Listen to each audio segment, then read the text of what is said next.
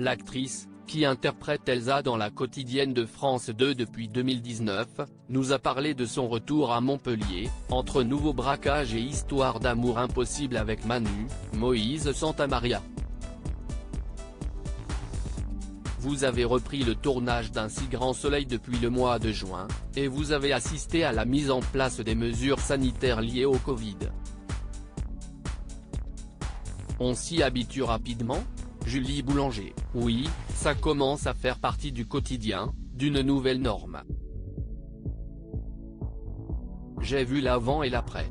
Si est très compliqué, surtout pour les scènes d'amour. Comme nous sommes tenus d'intégrer la distanciation sociale à l'écran sur la série, forcément si est difficile de jouer une histoire d'amour passionnel sans pouvoir se toucher ni s'embrasser. On est obligé de trouver des subterfuges. Après avoir disparu de Montpellier en novembre 2019, Elsa est désormais de retour. Comment avez-vous réagi lorsque la production vous a demandé de revenir dans une nouvelle intrigue? C'était prévu, on en avait parlé assez rapidement après mon dernier tournage en septembre dernier. Après, c'était plus de savoir quand ça allait se faire. On savait qu'on avait envie de faire revenir ce personnage, mais on ne savait pas quand. Ça a pris presque un an, quand même. Le retour d'Elsa va-t-il bouleverser la vie de Manu, qui pensait avoir tourné la page en vivant même un début d'histoire avec Myriam? Oui, forcément. Rire, ça va tout chambouler, assez violemment même. De toute façon il m'a vu, il a toujours des sentiments pour moi, il n'arrive pas à construire autre chose. Et le fait que je refasse un casse va accélérer la difficulté d'arriver à un stade où l'on peut vivre l'amour et la passion, là il va s'agir avant tout de survie pour Elsa. Quand on est en danger de mort, on oublie un peu tout le reste. Elsa est en cavale depuis l'affaire Jiménez, à l'issue de laquelle elle avait refusé de coopérer avec la police. Pensez-vous qu'elle soit prête à se mettre à nouveau en danger pour garder sa liberté? Oui, parce qu'Elsa a déjà tout perdu. Elle a déjà perdu son frère et sa belle-sœur, qui étaient sa seule famille, elle est amoureuse d'un homme avec qui elle ne peut pas vivre d'histoire. Alors forcément, elle préfère mourir plutôt que d'aller en prison, puisqu'elle n'a plus trop d'espoir de toute façon. La seule chose qui la tient, en tout cas de ce que je ressens, si est l'amour qu'elle a pour Manu. Si est ce qui l'a fait rester dans la région pendant tout ce temps-là malgré tout. Serait-elle prête à accepter un compromis pour lui, quitte à revenir sur son choix de ne pas collaborer avec la justice? Je ne crois pas, puisqu'il y a déjà eu cette solution qui a été évoquée la dernière fois, et qu'elle s'est enfuie malgré tous les accords qui avaient été mis en place. Le fait qu'elle aide à arrêter Jiménez aurait pu lui valoir une remise de peine, mais elle est quand même partie. Donc je crois qu'elle n'est pas prête à se faire arrêter.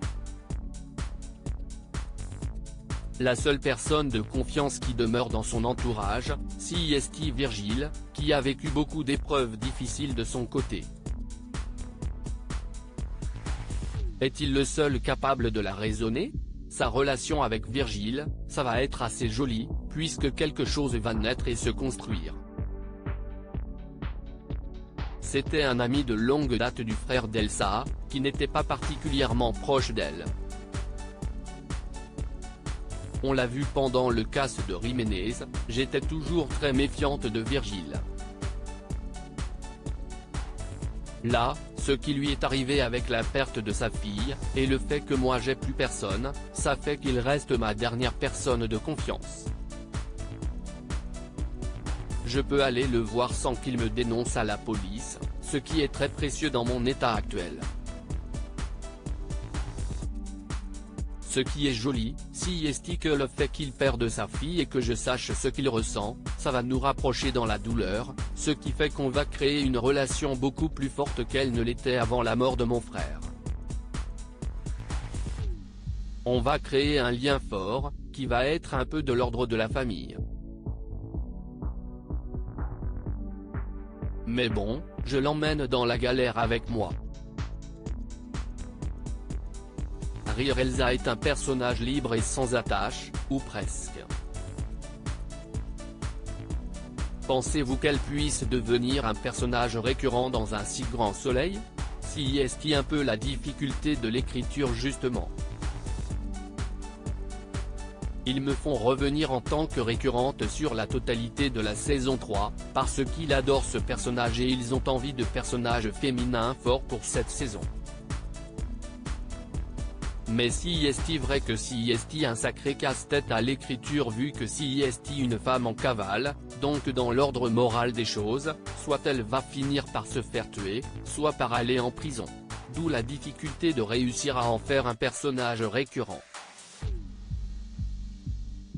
Mais pour ça, je fais confiance aux scénaristes. Elle n'est pas prête de se ranger du jour au lendemain, donc. Non, je pense que si est un personnage qui est là aussi pour amener de l'action dans la série, un mélange de passion et de côté tête brûlée qu'on aime bien dans ce personnage, et qui est amené à rester. Et leur histoire va entraîner Manu dans un côté flic ripou qui est délicat. Avec qui aimeriez-vous partager des scènes à l'écran dans la série? Mis à part Moïse Santamaria, Manu, je tourne pas mal avec Fred Bianconi, Virgile, ce qui est plutôt un plaisir car on ne se voyait pas beaucoup pendant ma première session, avec Stéphane Monpetit, Elliot, si est vraiment très agréable de travailler avec lui et j'aimerais bien continuer à avoir des histoires avec lui parce que si est un super comédien. Sinon, je pense à Mélanie Maudran et Tonia Kinzinger, qui sont mes deux partenaires de Sous le Soleil d'il y a 15 ans.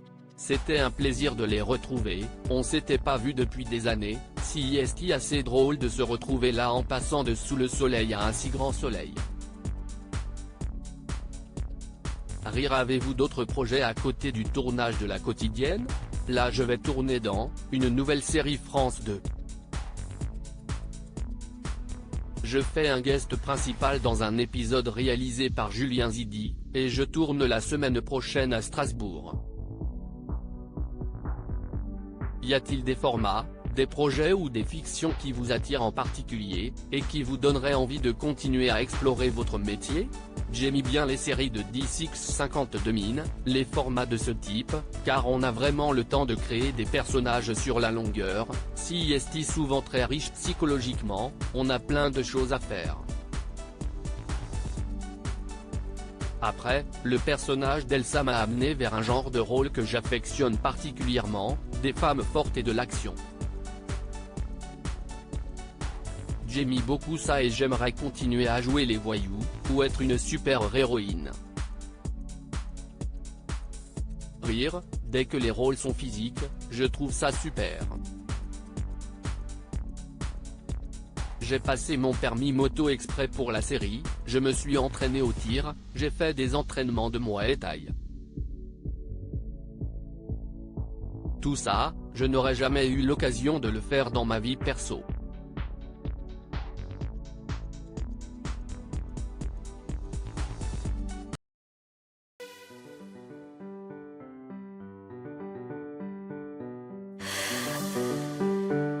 나